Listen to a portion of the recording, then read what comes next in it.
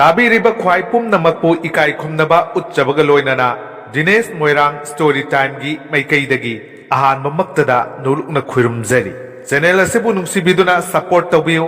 चानबिदुना like share subscribe तौबीबगा लोइनना bell button icon अदुसु ऑन तौबीरम मसिना चैनल असिगे अनोबु वरिसिंग थागलकपा मतमदा अदोमगी फोनदा नोटिफिकेशन लाकनबगी दमक्तने ngasisu mayamgi damak anabu wari ama puduna lakchari haujik taminarasi sakhumgi wari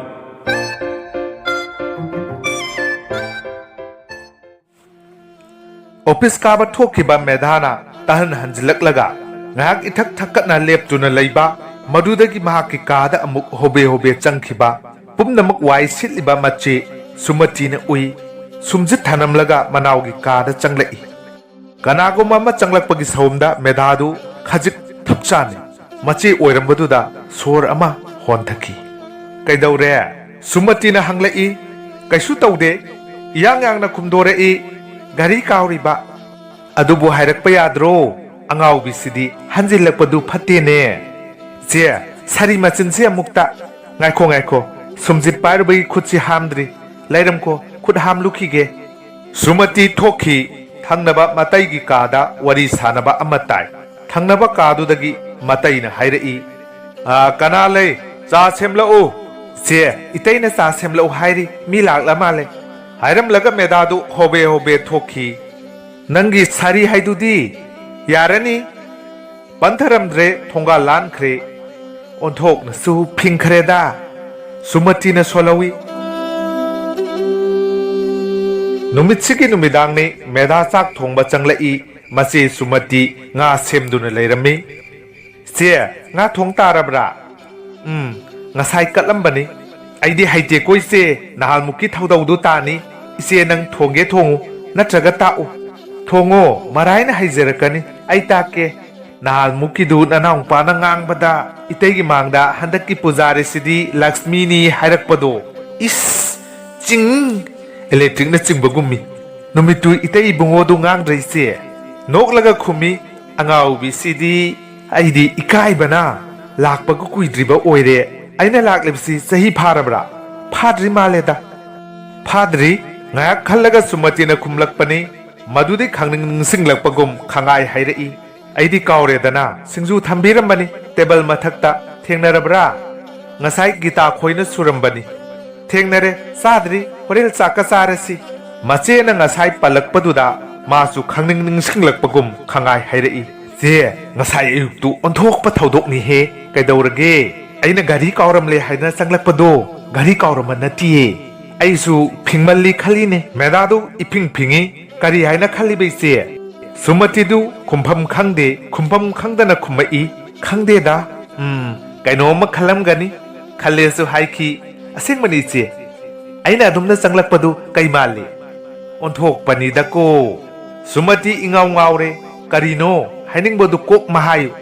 haibodi haigeba aduda isena khalibaduga manabre yenge tawani isebo kari khanbage karibudi khaluni nayumni dana chumna phingmali haibagi wani aduda nangna hena luhanbasina aidi bapu tadre aina hena luhanba adu ngasai du kaidau khrabage come to the point hera kaisu nateda medadu no phet tawi hek haidok pasungamde mathanta irang tawba tagadra amuk su khanjai masedi yengi nga kana assembly lukthaduna le nga sembada hena pukning changba mali medhana yamna tanna hari kaisu natte daise natte nangi dubo hairoi dawdi bazala kana ba nateda adu oirabasu sumati nga sembalepi madui wari khohok doktini yamna sauningli basi hairo natrabadi nga thongba daite leite medha tumin lei nungai trabadi haranuda sumati ne itap tapna hairakpani phagi oina makha tarai nangna natai bungoga aigagi tongan ba punsi wari no mata hangde ainasu lide ise sima masi haraga medha no i chepta mi koyeng yenglaga tapna hairai hera ngasai do thong he kan thoke tawbada kadai de no aibu hana koiramba ama leiramba yuani se made aibu uramloi ai imungda amuk changlak tuna ngahak lepli madudasu imungda changlak payuan adudagi di ai ka da ai adum changli ꯃꯗꯨꯗ ꯑꯩꯅ ꯍꯥꯏꯔꯤꯕꯅ ꯃꯤꯒꯤ ꯌꯨꯝꯗ ꯍꯦꯛꯇ ꯆꯪꯂꯛꯂꯤꯕꯁꯤꯕꯨ ꯑꯣ ꯑꯗꯨ ꯅꯨꯄꯥꯗꯨ ꯑꯣꯏꯔꯦ 3-4ꯔꯛ ꯁꯨꯔꯦ ꯂꯥꯛꯏꯕ ꯅꯇꯩ ꯏꯕꯨꯡꯉꯣ ꯎꯅꯕ ꯂꯥꯛꯄꯅꯤ ꯉꯥꯁꯤ ꯃꯥꯅ ꯄꯤꯔꯝꯕꯅꯤ ꯃꯃꯤꯡ ꯀꯔꯤ ꯀꯧꯏ ꯀꯦꯁꯣ ꯃꯕꯨꯛ ꯃꯄꯥꯎ ꯐꯔꯝꯒꯗꯕ ꯃꯥꯜꯂꯤ ꯐꯕ꯭ꯔꯥ ꯀꯅꯥꯅ ꯈꯪꯕꯅꯣ ꯏꯕꯨꯡꯉꯣꯗꯤ ꯈꯪꯕ꯭ꯔꯥ ꯈꯪꯗꯦ ꯈꯪꯉꯝꯒꯗ꯭ꯔꯥ ꯈꯪꯂꯝꯂꯣꯏꯗ꯭ꯔꯥ ꯃꯥꯅꯗꯤ ꯅꯪ ꯁꯤꯗ ꯂꯩ ꯈꯪꯕ꯭ꯔꯥ ꯈꯪꯂꯝꯃꯣꯏ ꯃꯍꯥꯛ ꯂꯥꯛꯄ ꯈꯨꯗꯤꯡꯒꯤ ꯅꯪꯕꯨ ꯂꯣꯠꯄ ꯇꯥꯔꯤꯕ꯭ꯔꯣ ꯀꯩꯗꯧꯕꯒꯤ ꯂꯣꯠꯆꯔꯨꯅꯤ ꯏꯀꯥꯏꯗꯨꯅ ꯇꯧꯕꯅꯤ ꯅꯣꯡꯃ ꯊꯦꯡꯅꯕ ꯅꯨꯃꯤꯠꯇ ꯑꯩꯒꯤ ꯌꯨꯝꯅꯤ ꯀꯣꯛ ꯍꯥꯏꯔꯒ ꯂꯣꯏꯔꯕꯗꯨꯕꯨ ꯅꯪꯅꯗꯤ ꯂꯥꯟꯈꯤꯗꯦꯗꯅ ꯂꯥꯟꯕ ꯂꯥꯟꯗꯕ ꯆꯍꯤ 5ꯕꯨ ꯁꯨꯔꯕ꯭ꯔꯥ ꯈꯪꯗꯦ ꯇꯣꯛꯅꯈꯤꯕ ꯅꯪꯒꯤ ꯋꯥꯗꯨ ꯂꯥꯜꯂꯨꯕ ꯃꯥꯜꯂꯤ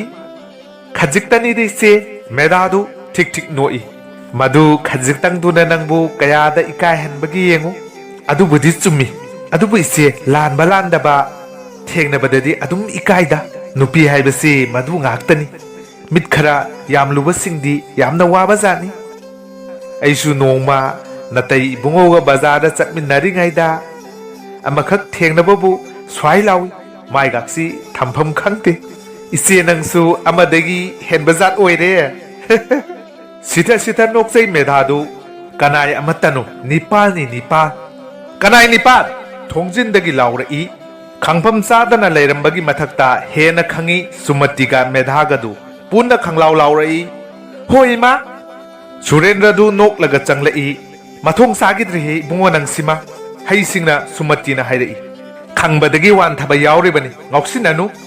ꯑꯩꯕꯨꯗꯤ ꯐꯔꯦ ꯃꯦꯙꯥꯁꯤ ꯋꯥꯟꯊꯈ꯭ꯔꯣ ꯍꯧꯒꯠꯂꯛꯄꯗ ꯇꯥꯏꯕꯪ ꯁꯦꯕꯥꯠꯅꯔꯣ ꯑꯗꯨ ꯑꯣꯏꯔꯕꯗꯤ ꯅꯪ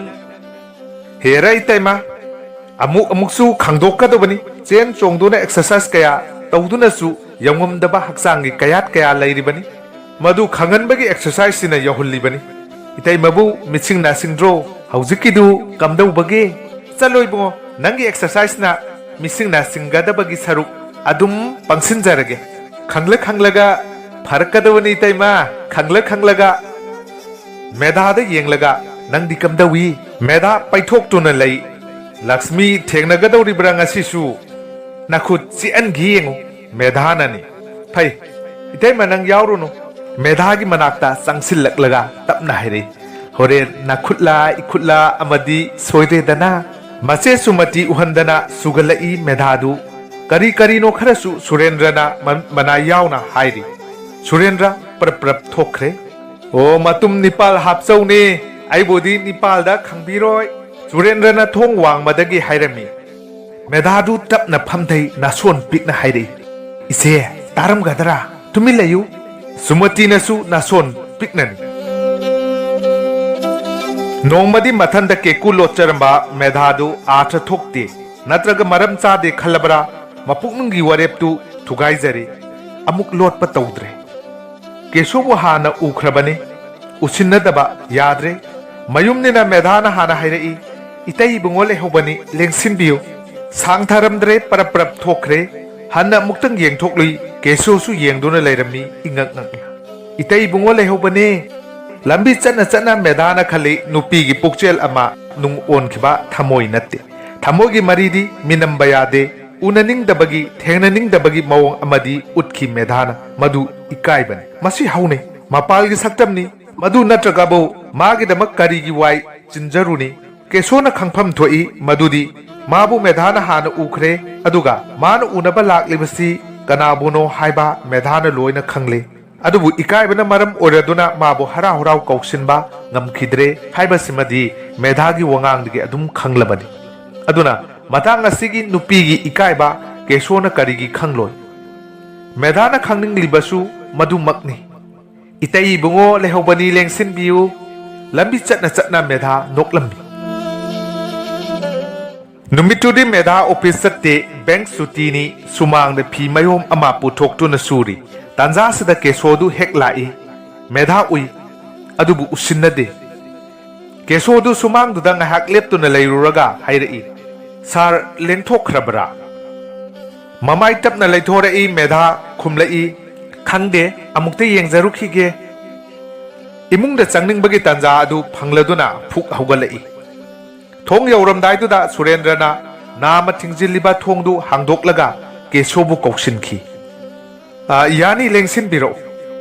पंधबा तौदना केशो चंगसिनखी मेधादु तन्ना हंजिंदुना फी अमुक सुखी सुरेंद्रना मान लिटलिबा मोजा फुरितु सुदु उ हाइबगी मवोंगदा लौथोकलगा लंगसिलई फुरितु लौसिनबा लैथोरकपदा मेधाना उई वेटिंग रूम दा फमलिबा केशोबु मागी नुपा सुरेंद्रना येंगदुना लेरंबदु मतई इबुंगो उनबा लाकपनी केशो मेधा खंगी अदुबु मरमदि खंगदि नोमा सुरेंद्रना खंगहलंबा नुमित्तुदा चोंखिबा मिहुल अदुगी मनिल हौजिकसु मेधादा लैरि मखा ताना केशोगी मरमदा मचे सुमतिदा हाइरुद्रे हंगलुद्रे मचेनसु हाइरक्त्रे हंगलक्त्रे अदुबु मेधा तुमिना लैथोकपदि ngamde फी सुना सुना मेधागी पुकनिंग खजिक्तंग चोइथोकपगुम तवी नमदुना हौख्रबा केशो अमदि मागी पुंसी मतेक खरा वाउरी सारी निंगसिंगलै पृथ्वीसे हन्ना लैथोरई थाजनी मिहुल कन्ना कांगलै हौख्रबा पुंसी मतेक अमना मेधादा हंगलै केशोसी कनान पृथ्वी हानोगुम चटली मेधाना खुम्मी महाक लमलानबनी हौख्रबा पुंसीना मखा ताना हंगलै अदु ओइरबदी कैदौबगी थाजिंदा मिहुन दंदंग चोंगलिबन करिगिना साबु वाई चिल्लिबन मेधाना खुम्मी मसी इसम चमदे मागा आइगगी हौखिबा लै थमोइगी वानी अदु नंग हायु थमोइ नंगोंदा हौखिबा हौखिदबा चप मानरिबसी करिगिनु केशोगी मफमदा आइसबु हौजिक करि ओइदिबगी हौखिबदुना खुमलई लमलानबी अदुबु मसी चप चाबदी नत्रि लमलानबीनी हायरगा हेक याद्रि मेधासु यानिंगबो उल्ली ऐसु खल्लिबनी माबु लमलानबा हायरगा हेक्ते याद्रि लमलानबसु नत्तबा अमनी मा अदुबु करिनो चप चाबदु हायु असिना चिंबा हौखिबा पुंसिगा मेधागा वरी सानबा लेप्ति कनाना थमोइगी पुकनिंगी मचतपु लेपलुबा ngamgadage खरदंगी वानी नुंगाइरिदना मेधा खंप्रेक खंगी मेधा तुंगद केशो लेप्तुना लेरमी केशो थोरकपदु उहौरमदुना करिगुंबा खरा थोलकद्रा खंदुना ngasaiगुम लेरमलबदी मेधा अदुक थीना खंगलम लोइदबनी नखो युम ओइरे नाहालमु अखोइनी लेंग थैनबदु अइदी पुंगक नकलोरबनी कयाम कुइरे लैबा अइदी लुहोंगबसु खंगौद्रे मरकता मेधाना खुमनबगी तंजा पीदना मरी मरी हाइथरई मेधादु नोंमी नोंमी अदुम ताई मतै इबुंगोना मरक थलई इबुंगो लेंथोकलसी मेधा अदुदी अमुक चले मतै इबुंगोगा तुंगदा मांगदा चटख्रिबदु येंगदुना ngaihak leirui pendaba madi lehore nangsu nungairi-dana masi phawbadi atai hangdrabasu hangningbani moza makhai kadaida laikhrabage ihe loina tumthok lore dana idi as ping lawba jane surendrana saurapna hairei hanna tuna yengune nangbo kari tonglaga chatoina office-di miwa tafam dada leibani ngarang da kolapuri ama laikhibadaine madudi nang hek tonglaga chatlo मेधा मखा तारुद्रे मागी नुपागी महौसा अमा लैसारिंगैदगी खंगलई फी सुबदा पुकनिंग चंगी केशोन मरक थलुरबा वखलदु मागी नुपागी असावबना मांगखिबगुम तवी हाइदेबा कोलापुरीदु तोंगलदुना सुरेंद्र थोलई मेधादा हन्ना येंगलमदना चटकी मेधाना सोलवी नुंसीबा फना थेंजिलकले मचेना चाक थोंगली नुमिदांगी मेधादी यावदे ngasai numit taning tamang torokpa adwaidagini mana phamungda changkhibadu masena koubadagi masamana khomjillaga changlei kari haige che nangbu na sangamdrabaro kaisu taude phalang mayada leiriba chaukridu da phamthai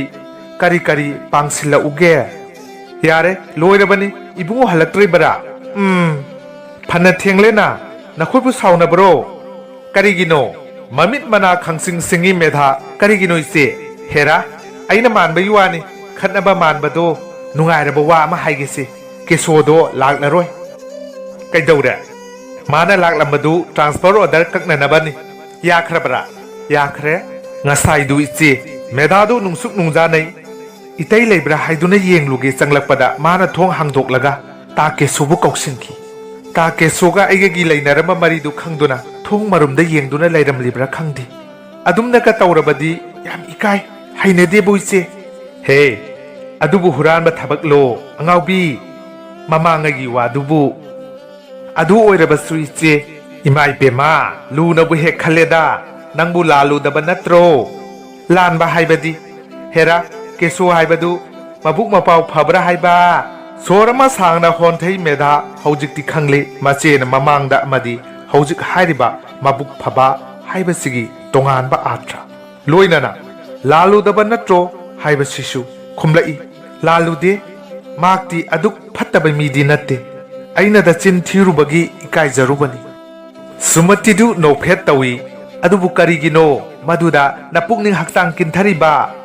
ibungo na hanglakani asira meda khumde hanglakani haina chingnaragana nangna hana haido orodana hana haidokpa meda ngahak khalli aduna phagadreise phaba phataba adugumada hanglakpa haiba sisu nungai brado icham chamna hanglakpa oirbasu pende dana ai khanpham khangde daise khallurabadi nupisi ton khraba zatnida sumati gi maithong du lang sinki adubu karigi wabage lan khibagi lan dabana ne lan dabagi pukselbu senglabadi nupi gi di sangjapham mama soidana lepham thoi nupi di yamna sonban punsigi karigumba thogdok ama madu piklabasu chaurbasu maram lei khangadaban masi haraga sumati wangang ba chap lepki manakong thangatuna karigumba ama tabagi mongda leiruraga tapna hairi ibungo lakla male meda phuk hawgalaga parap sakhi surendra mafi hongduna leirami ngasidi thengina karigino thainagi imanaba mayam ama thengnaduna drama yeng thuklure yadadana aidi ngasai moza loina sudok lubaduda saukhra boy ninglure masina ngang basidi noklaga surendro nani waram libani ne angang masadawna sauraga halaklamgadabani ne ai sisu pangida medha magi nupagi wahi kharada hainingai leitana penjai karigi angang saribano mathanda khanjai tumna himnabagi matamni nahal makhai oirabadi medha tumkhiba yare khabar paduna leiriba magi nupada kolaga tapna hairi wa ama haige saurakadara kari wano ngasai laklambadu khangbra kanano kesora khangbro karigi khangdenege adu kaidoraba khanglabadi haira roy kolambadu sat thadoi mamai laithoki mihul dang chonglai surendra da yenglui nophet mangon da yengduna leirami hangi karigi noklibano surendra khumde nophet khabardu amuk paaki medagi maithongdu khoirang khoi saunai adubu madu pukningi mamidi tadi